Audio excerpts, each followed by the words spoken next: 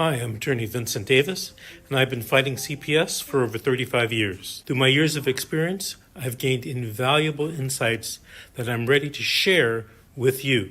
If you're a parent or a caregiver or a relative, we need to talk. I'm offering a new opportunity for you to speak with me on a one-on-one basis. Ask me any questions, and I'll provide you with the insight you need to take steps in your CPS case. Members get everything they need to gain confidence and the knowledge that they need to support necessary to truly fight back. And as a special thank you for attending, I have a special offer just for you. Don't miss out, join us, and let's take that next step together. I'll see you at the question and answer event.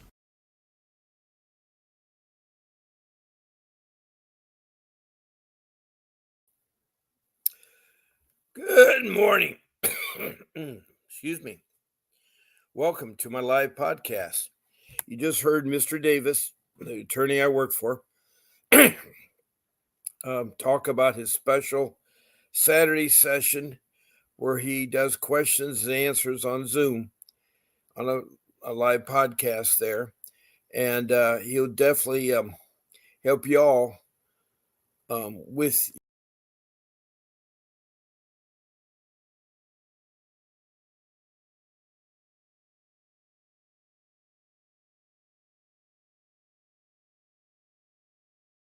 there. I was on the stage.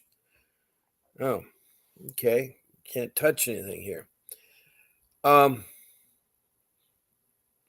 It's a branch of social services, and it's mandated by Congress to protect our children from neglect or abuse.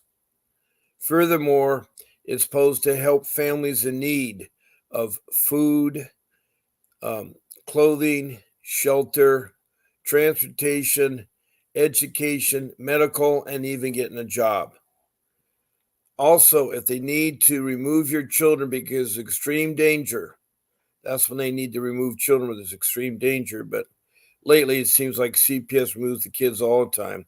They're supposed to do what's called family reunification, where they put the family together back after they've done some things that maybe they had problems with, such as parenting skills or a program like domestic violence or drug rehab, those kinds of things. But it's found that the parents are the best people to raise our children up. Now it's a warm welcome in here. You found me on Facebook fighting CPS, and I'm broadcasting YouTube and use the StreamYard application.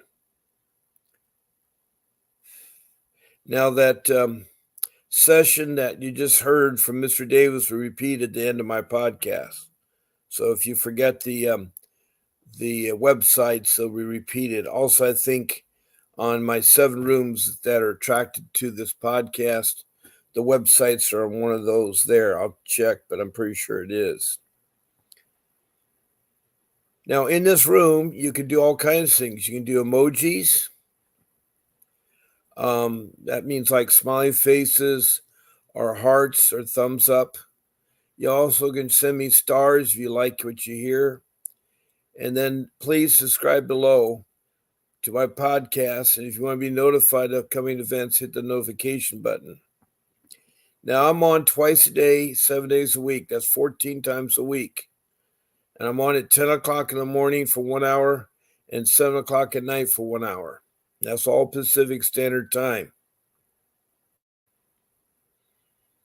Now, there is some exceptions. On Friday, I have a football game that I'm going to be attending. And sometime on Friday, I'll let you know as it gets closer to the deadline. Either my show will be on at 3 or 4 o'clock. And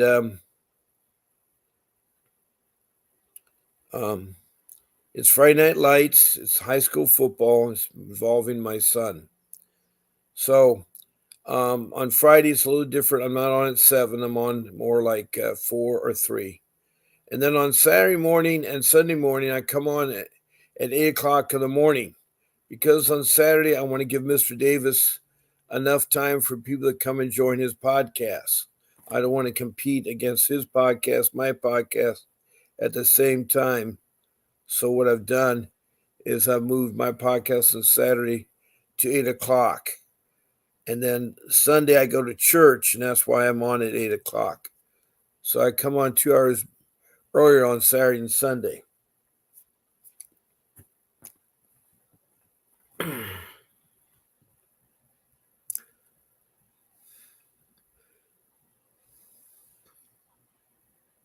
Now, there's 4 ways to interact with this podcast. The first one is this room.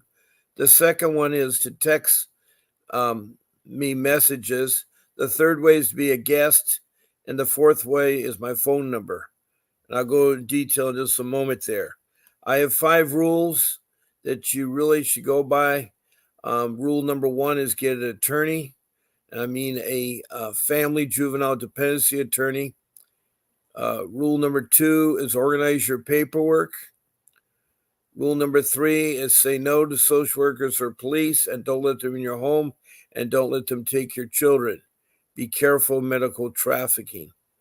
And then rule 4 is research the internet about your CPS case. Find it is to know about it ahead of time. It's full of information that you can get help on.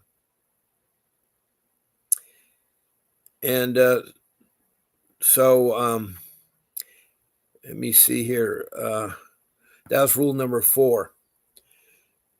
And then I have my 5th rule is to organize all your important documents, your children's medical records, their report cards, their birth certificates, social security numbers, all those things there, and put it in a folder.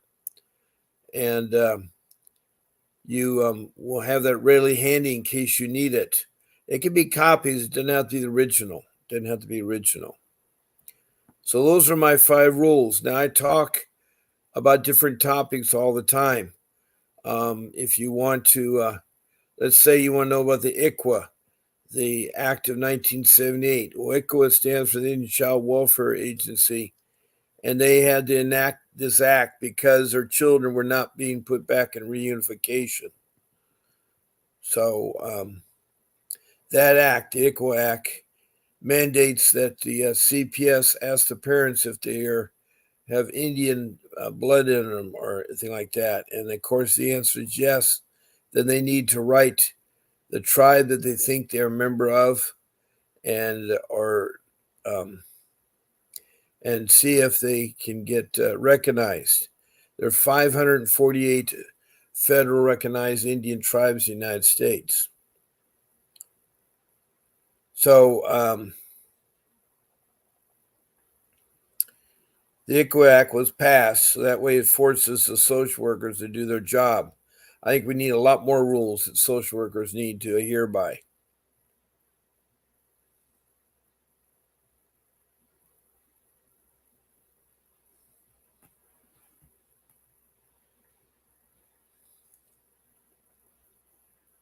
Now, I have other topics like 388 motion and so forth. Also, I have various people that will come in and talk and so forth.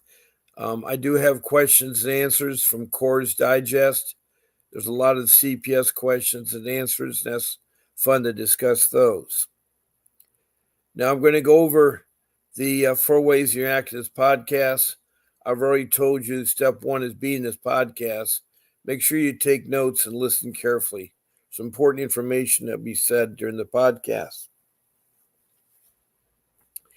Now, I mentioned to you about sending messages, texting me messages. If you're in there in this room and you wanted to communicate with me or the rest of the room, all you have to do is type in a comment or a question about your CPS case.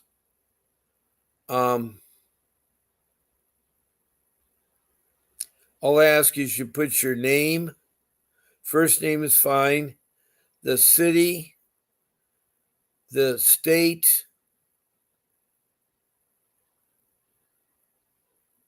and the country. And I want you to go through any of your questions because I'm here to help you. I want to help you. I don't like to hear about people losing their children. That's terrible. I lost one of mine, and it's a very heart-wrenching experience. I'm still hurting from it. I'm a family man. I've been married twice. I've been married, first marriage was 10 years, had a daughter. Not seen that daughter since she was age 3. She's now in her 30s. And I know she works as a teacher, and she has a man that she's met, and I believe she's married him. But I wasn't invited to the wedding like I wasn't invited to her college or her high school graduation. I missed a lot of that there because she was taking me at age 3. Then there are the 6 children my wife and I have, my second wife. We've been married for 32 years. And one of the child was very, very heavy involved in law. They had to deal with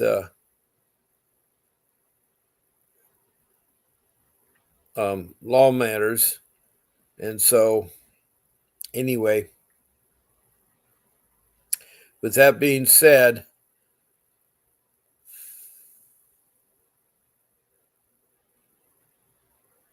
going back to typing in your message here, not only I need your comment or question as text to me, I'd like you to follow up with your first name, your city, your state, and if you don't give the city, you can give the county that your case was in. And also, if you're from a country outside the United States, I had a Canadian person yesterday. I have right now 15 Canadians.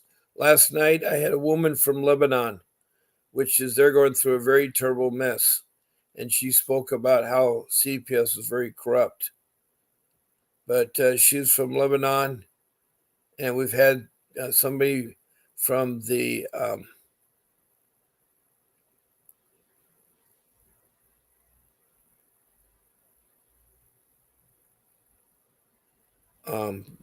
going back to countries. We had the 14 countries.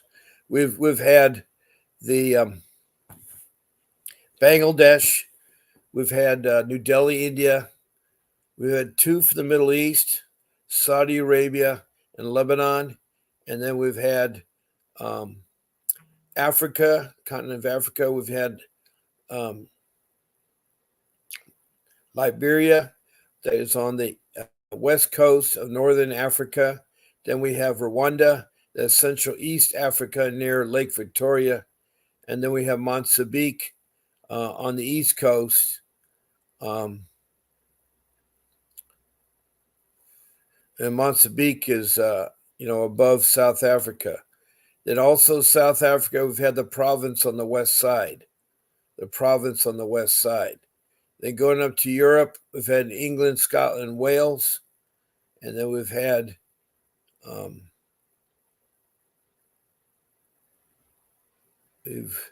we've had the fortune of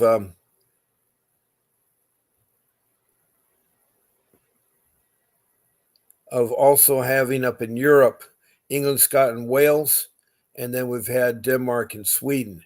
Over to North America, across the pond, we've had Canada, Vancouver, British Columbia. We've also had several other provinces in Canada. We've had all 50 states, including Washington, D.C. And then on top of that, we go across the pond to North America. We've had Canada, all 50 states, and Washington, D.C.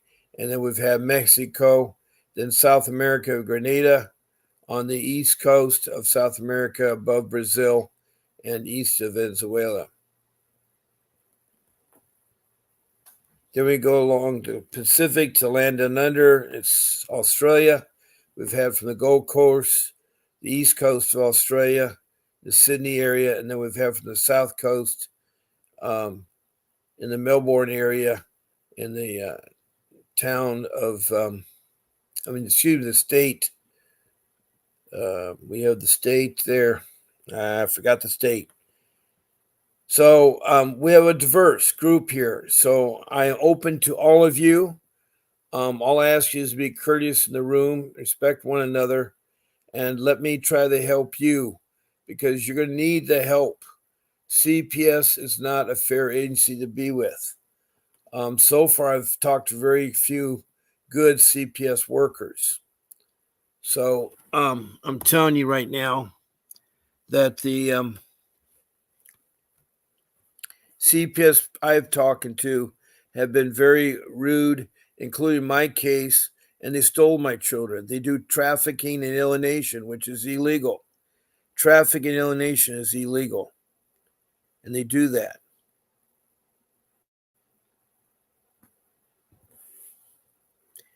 Now, when you text in your comment or your question about CPS, also enter your case so I kind of know what your case is about.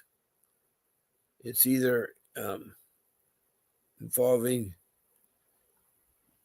different parts of the family, so forth.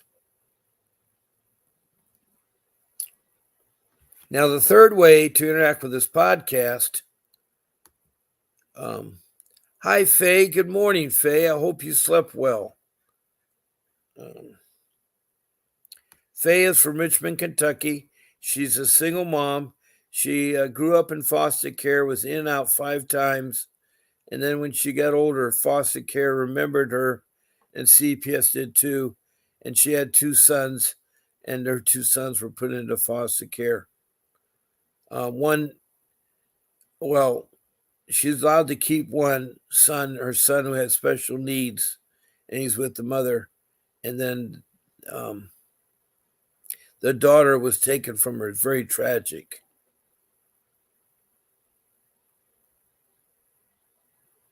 It was very, very, very tragic. So comments is the third way. The second way. The third way is to be a guest on my podcast. If you want to be a guest, it means you're going to be on the show like I am, be able to talk, and people will be able to see you. To schedule as a guest, you're going to contact my show producer, Grace. She works very hard behind the scenes, and she can be emailed at grace at vincentwdavis.com. That's grace at vincentwdavis.com. They'll take her right to the office, and they can internally take care of the problem with a complaint of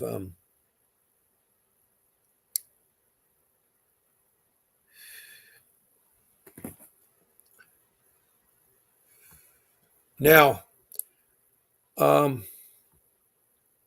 With this being a guest, when you email it, all you do is pick one of my show times, morning or evening, Monday through Sunday. Monday through Sunday, 7 days of the week.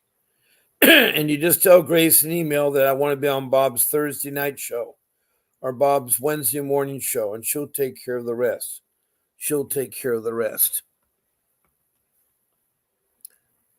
Now, lastly, I want to talk about the fourth way of interactive podcast, and that is my phone number. That's my phone number. I'm going to put my phone number. It means you can call in. It's my internet phone number, my office number, direct line. It's on Vonage. We use Vonage. And my phone number is 626-690-0990. And that would be the number you would call in to. I'll put you on speakerphone to talk about your case and see if I can help you that way. So those are the ways of interacting with the podcast. Just being in this room is one way. They got a yeah.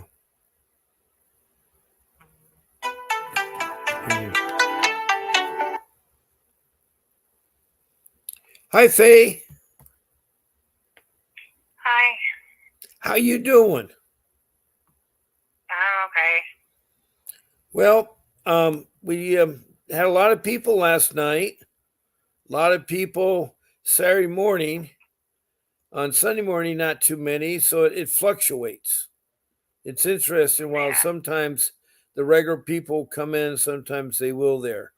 So,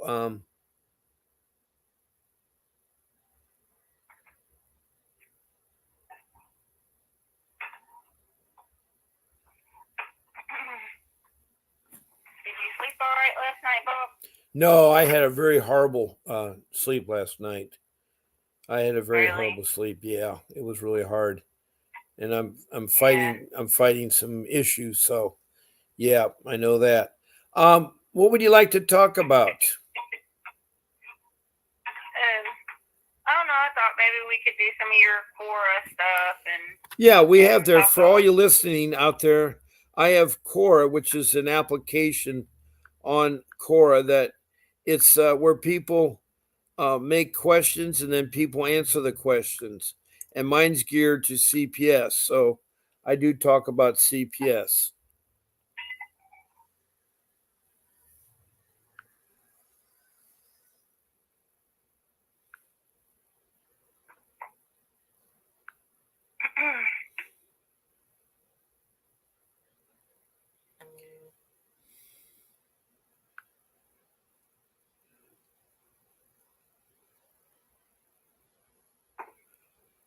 Well, here's something that a lot of people have trouble in school with. And the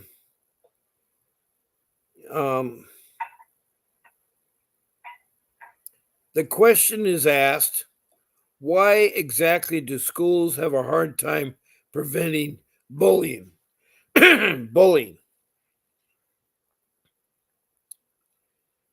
And the answer came from James, who's an author of Happy Kids, Happy Home. Well, boy, I wish I was a happy kid and happy home. So the question is answered like this. Schools have a hard time preventing bullying because bullying begins in the home. Bully parents create bully kids. Not true. That's not true. I understand. This is a guy named James who is an author of Happy Kids. Answers like that kill me. Just like it kills me when people blame parents for their kids, their adult kids turning out being, not so great. Yeah, well, let me read this further. Not true at all. Yeah, anyway, this person here, James,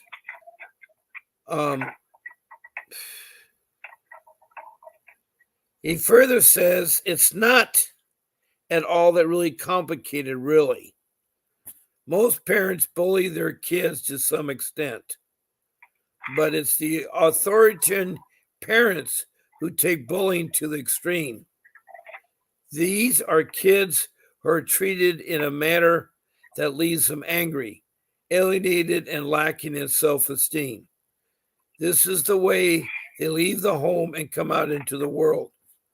Bullies aren't born, they're created. Well, this is one of my questions here where I agree with you, Faye. I don't think it starts at home. I don't think parents are at the fault of bullying kids. I think bullying is developing around peer pressure. I think when you have a group of friends, they'll start picking on one of their friends. And he has a social worker's mentality. Social worker's mentality is if you grow up in a drug addicted home and an alcoholic home and an abusive home, you're going to be drug addicted, alcoholic, and an abusive parent. That's right. That's why they keep a record of you, because you're in foster care as a young child. You grow up and they'll be after you. I didn't turn out that way. Nope. I didn't turn out an alcoholic. I didn't turn out a drug addiction. I didn't turn out an abusive person. Right. But my mom, she drank and did drugs every day of her life. My mom's mother did. My mom's dad did. But I've never done drugs. I've never drank in excess, and I've never smoked weed. I've never done pain pills. I've never done any of that stuff. So that mentality is a cookie cutter mentality. And Yep, it does not fit every scenario. I agree. Now we have another person new to this room, Brittany Grass. Welcome, Brittany. She says she's from Bucks County. Now I don't know what state Bucks County is, but she says CPS need to be investigated. I think CPS has been investigated everywhere. Do you know where? Have you ever heard of Bucks County before?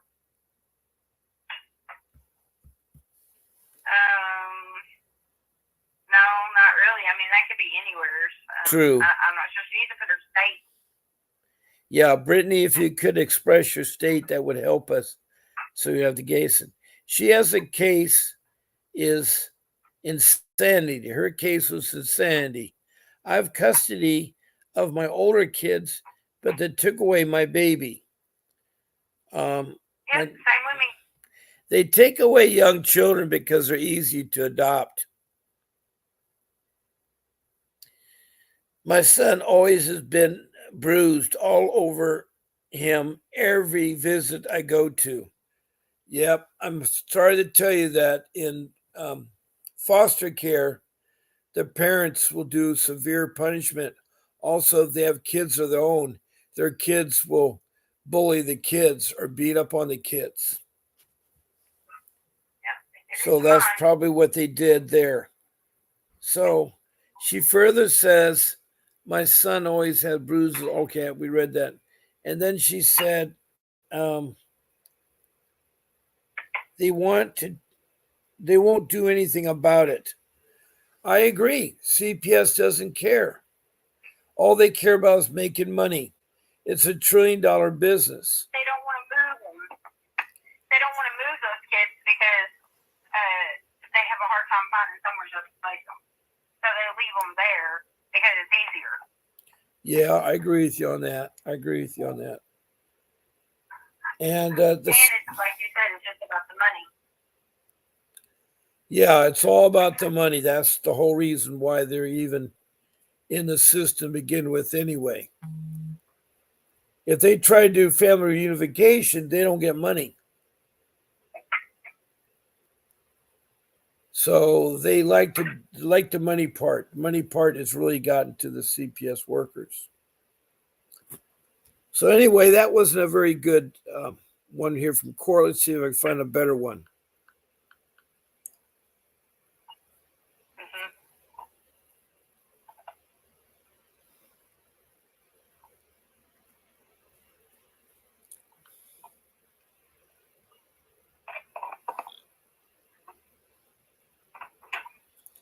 Oh, here's a good one.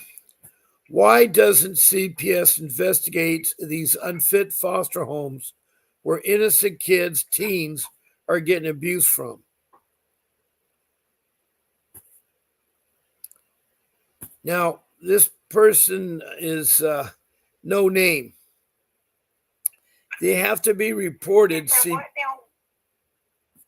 The question is, why doesn't CPS investigate these unfit foster homes where innocent kids and teens are getting abused from?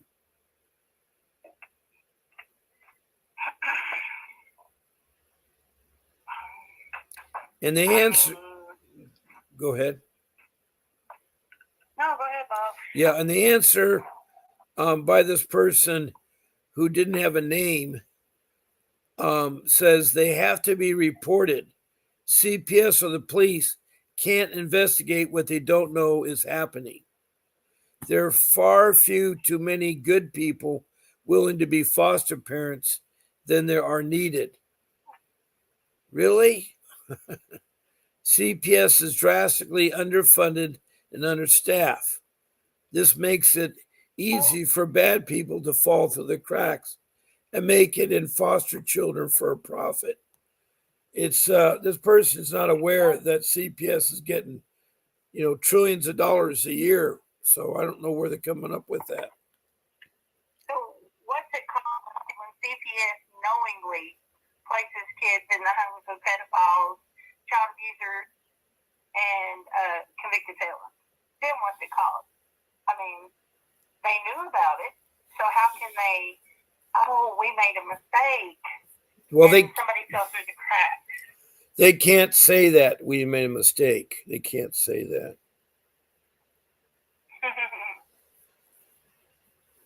What she fails to understand is that CPS knows what they're doing. They don't care. Right. Because they don't want to ruin the money flowing part of things. When you got trillions of dollars into the business, you don't want it to stop. Now, this person further said there's also a shortage of mental health service to deal with children who are violent towards other children. There needs to be a better system to handle these violent children. But again, it takes someone to report the behavior. So that was his answer, and I'm not too impressed with it. I think these foster homes should be investigated. I think all foster homes should have a license, and I think they should be reviewed and monitored. Right now, CPS is not reviewed or monitored. And, I think there has to be accountability with the foster care people, with the CPS, the Child Protection System. They all have to have accountability because what they're doing is illegal.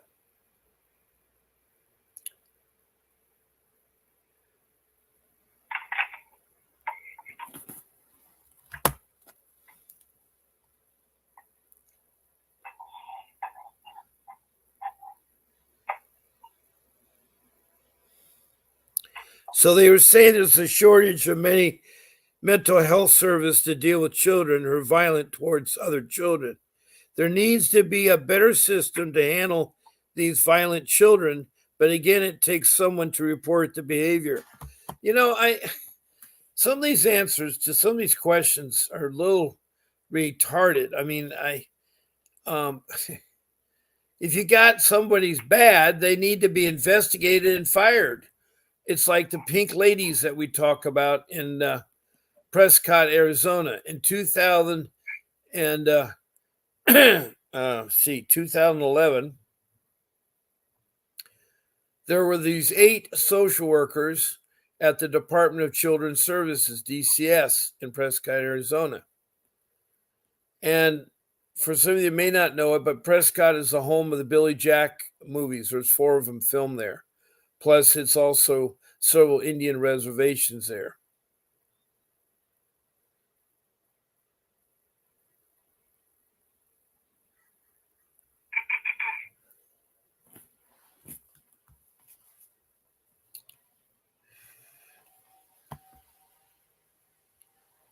So it starts, with getting the foster care is very corrupt. There are independent homes that are foster care homes. They have I shouldn't say homes, but they're businesses that have all these foster parents, and have them fulfill the CPS's needs.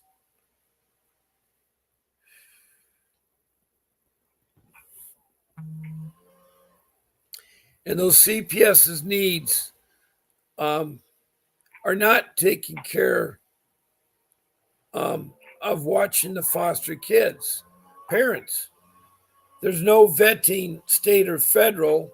They're brought aboard, and it's easy to have a child adopted through foster care than it is to have a child adopted in the real world. In a real adoption, it takes years to adopt a child. It takes you learning the language and also be able to take care of the child by feeding and so forth.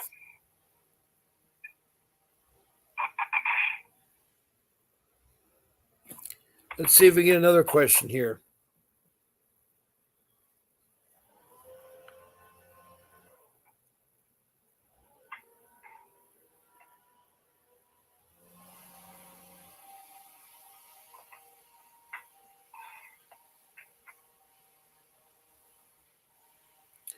Okay, here's a question. My downstairs neighbor is threatened to call the cops on me if my 3-year-old runs around after 8:30 p.m.? I can't keep my child staying after 8:30 p.m. Can she legally call the cops for child running around upstairs? Could I be arrested? Oh boy, this is a terrible question.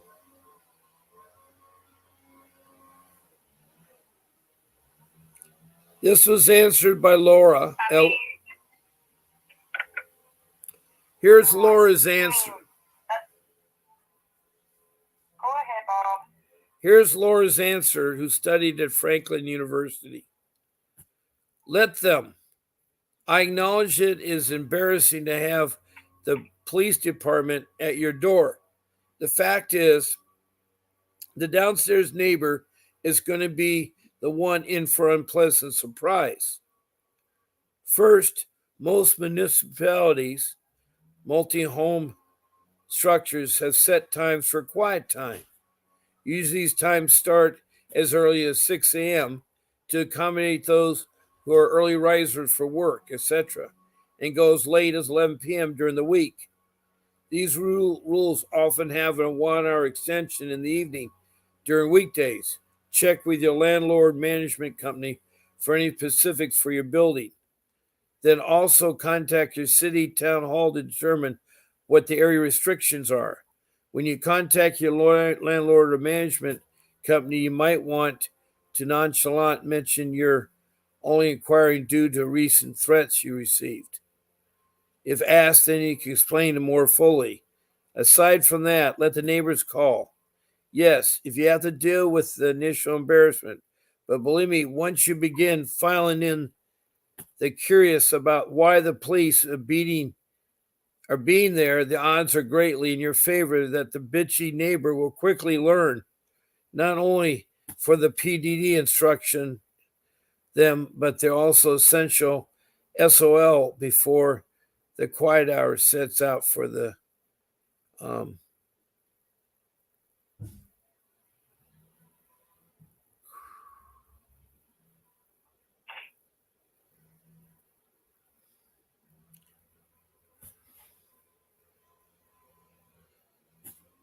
Also, how much very much others in the building don't like bitchy people. Good luck. Wow, I never lived in a apartment with a bunch of people in there. But it can be hard. It can be hard to address these things.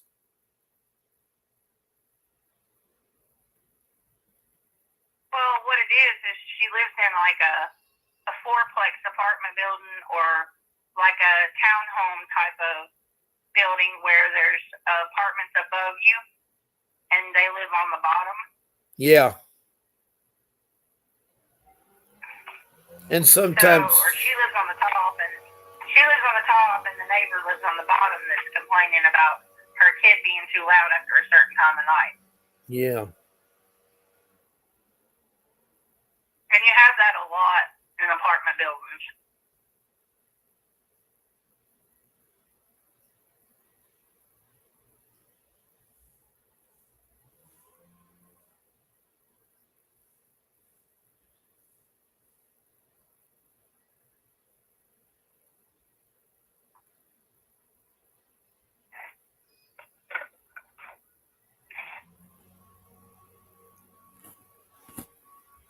Okay, next one.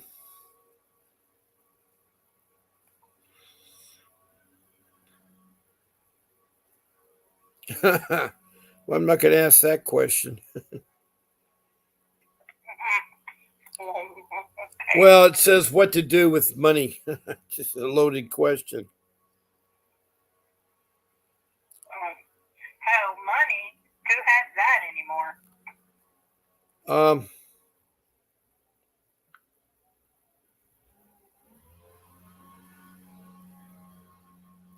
What is the one thing you should never do with money?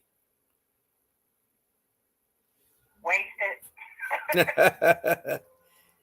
You've done everything to make out your spending. You made your own coffee. You steer clear of Target and wouldn't touch avocado toast with a 10-foot pole. Yes, we're fed up with that cliche, but despite your efforts, These relentless monthly bills keep draining your wallet. You know the ones: rent, utilities, cell phone bills, insurance, groceries. It's amazing how easy it is to overpay for these necessities. We can't make these bills disappear, but we can help them.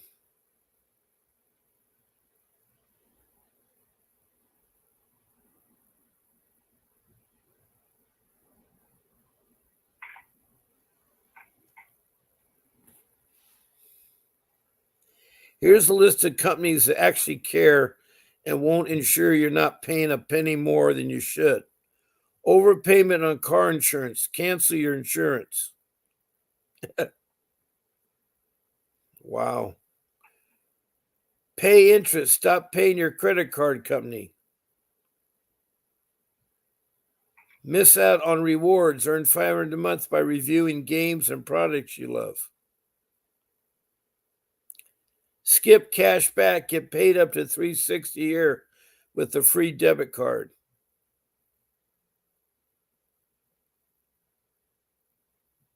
Pay for movies. Get paid $225 a month while watching movie previews.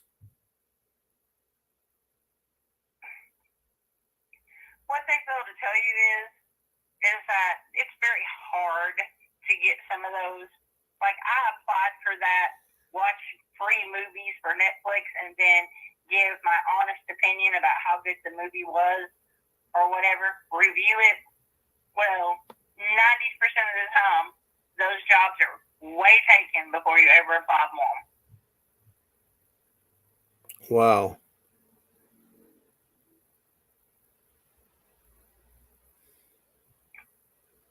It's not as easy as it sounds. No, I agree.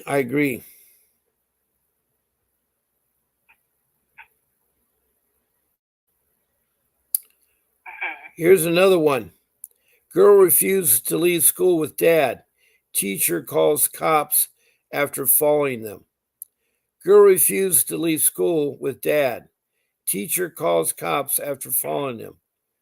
Junior school teacher Mrs. Evans becomes concerned about her new student when she knows the girl often wears dirty clothes to school and rarely speaks to anyone. One day after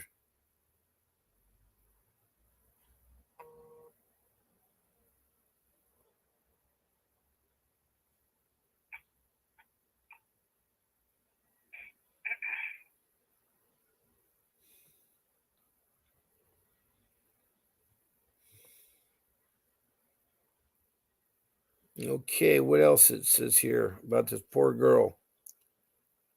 One day she followed the girl home and made a shocking discovery. We're joined by a new student this semester, Miss Evans told her class. Will everyone please give a warm welcome to Kitty? Kitty shrank in her seat as if the class greeted her. The young girl's obvious discomfort words when some of the students asked where she came from and why she was there.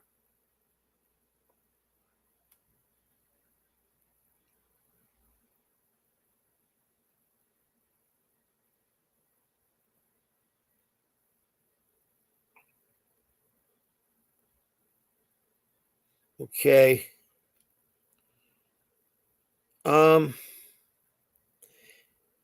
The young girl's obvious discomfort worse when some of the students asked where she came from and why she was there. Mrs. Evans knew the sad story that forced the girl to join their school in the middle of the year.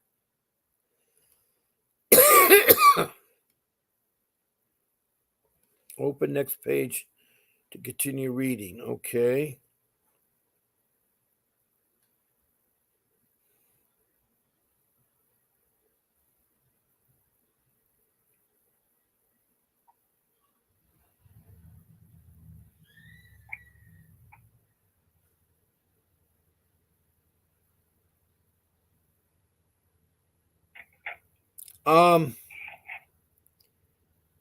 Kitty transfers papers and she quickly distracted the other students.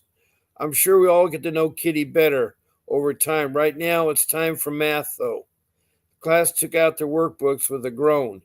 Kitty remained very quiet, but she kept her head down so her dark hair hid her face. Mrs. Evans crouched.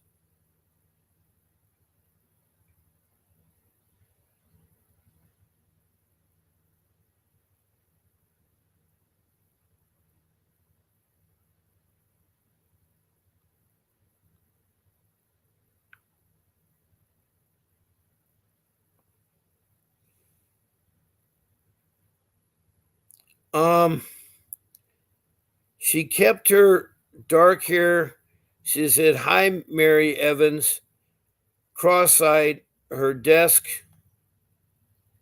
hair hid her face. Miss Evans crouched down beside her desk. "Hi, Kitty. I just want to let you know that I'm always available if you need to talk."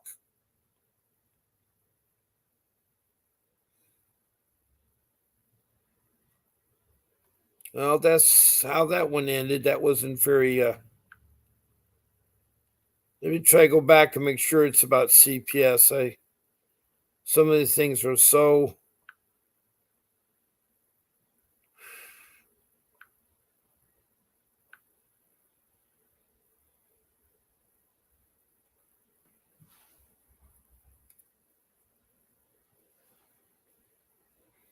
Here's one about the Fourth Amendment. This question is, if you do not let CPS in per the Fourth Amendment, where does the Fourth Amendment tell CPS can come in your home? It doesn't tell them they can come in your home. And they say, I hope you lose your children. Don't you realize since it's a civil matter, not a criminal matter, my children spent most of their lives in CPS's care. I was arrested, so they were.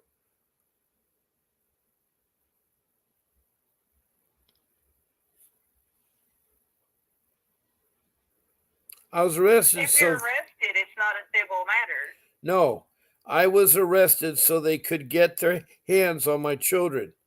They did not investigate, they just took.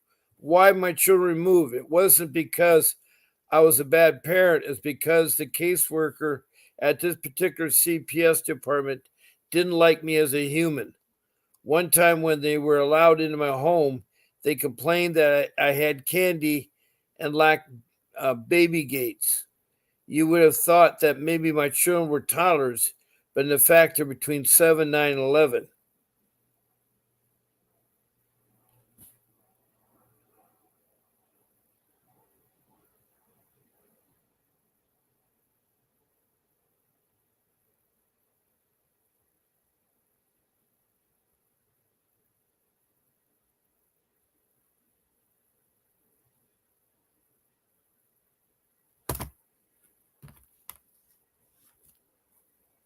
Okay. Another time I was told my home was unsafe because my children might get a paper cut from coloring books that are on a shelf. Why should you never allow them in your home? It's simple. They don't belong there. After many years of fighting, I did manage to get my children home. In all the fighting, they were actually forbidden by the courts to enter my home because they disrupt the safety and security of my children's home. If you ever have a child welfare report, have them meet you at a local park to see your children. It puts them out of place and gives your children something to do that keeps them active.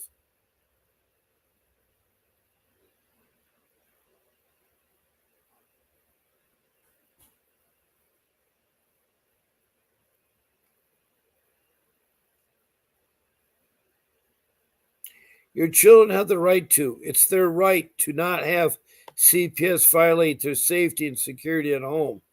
Not letting the CPS your home is your right and the right of your children. If they push and threaten, call the cops. Have an officer do a walkthrough in CPS stead. Most officers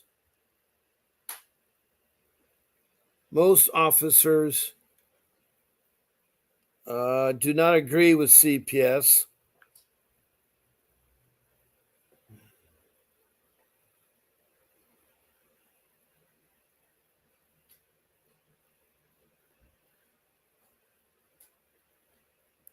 because my children might get, okay, I'll read that.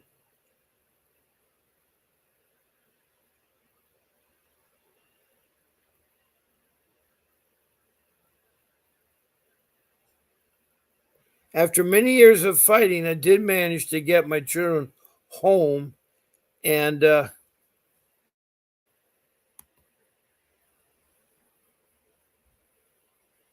because they disrupt the safety and security of my children's home. If you ever have a child welfare report, have them meet you at a local park to see your children. It puts them out of place and gives your children something to do that keeps them active and occupied. Your children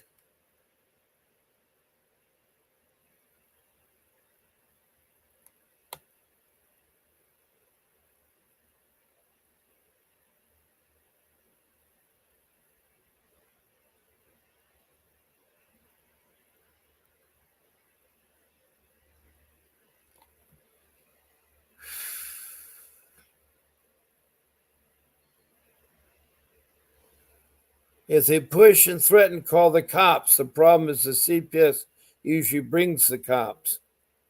Have an officer do a walkthrough in CPS instead. Most officers do not agree with CPS either and have an understanding for a lived-in home. CPS does not actually have the right to. Even if a warrant is sought, it still does not give CPS the right.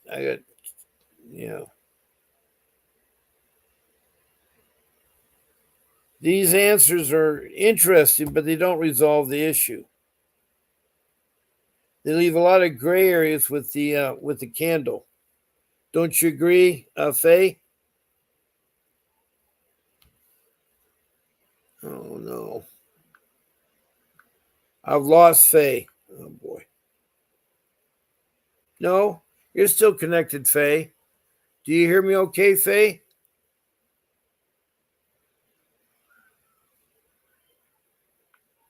Faye?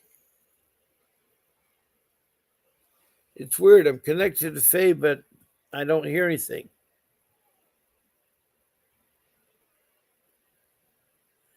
Brittany, I'd like to help answer your question. I need to know where Butte County is. I don't know what state that's in.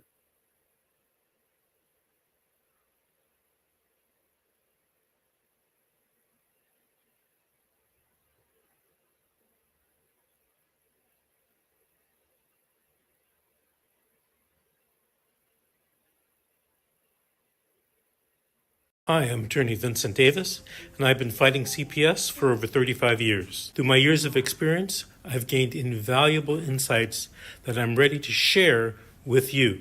If you're a parent or a caregiver or a relative, we need to talk. I'm offering a new opportunity for you to speak with me on a one-on-one basis. Ask me any questions, and I'll provide you with the insight you need to take steps in your CPS case. Members get everything they need to gain confidence and the knowledge that they need to support necessary to truly fight back. And as a special thank you for attending, I have a special offer just for you. Don't miss out, join us, and let's take that next step together. I'll see you at the question and answer event.